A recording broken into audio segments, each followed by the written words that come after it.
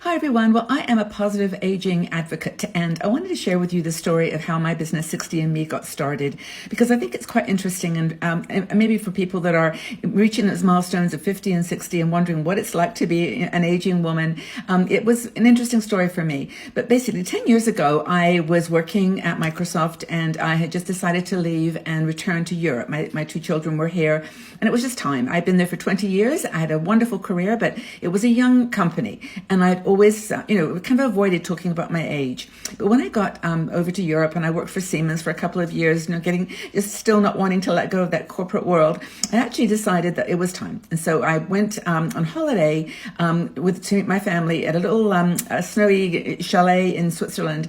And when I was in Paris making a transition on the train, I fell. I was at Notre Dame and I fell over and hurt myself. I cracked my tooth and I broke my glasses and, really hurt myself. And I went to the little cabin, all bruised, and after 2 days, my mouth broke out in cold sores, and I had like cold sores all over my mouth, and I couldn't talk, I couldn't laugh. I was lying in bed, just thinking, this is crazy. I just was not being careful. I'm just not accepting that I am now 64 years old. And so I went on Facebook and I put up one post, and I said, is anybody else out there having trouble admitting that they're 60 and, would like to have some friends for the journey? And within about 2 days, I had 10,000 followers. And of course, this was the time when Facebook was helping build communities. It's not so easy now. And a month passed and it was 30,000 and then 50,000. And we had a huge response. It was clear that there were women all over the world that were feeling that they were alone on the aging journey. So I decided, okay, well, this sounds like an interesting option. Let's build a website.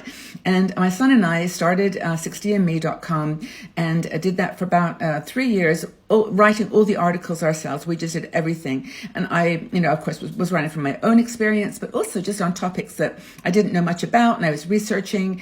And over the years, we changed that strategy, and a lot of people came on board who wanted to write for us. And they wanted to write because they could reach a community who were their target audience. So we now have over 100 bloggers who submit articles to us, and it's just an amazing relationship. But I then started about 4 years ago on YouTube, and knew that video was the place. Wasn't really my thing. I wasn't that comfortable, but I was doing interviews with experts in different areas and doing, just headshot conversations. And now we have 200,000 people following us on YouTube.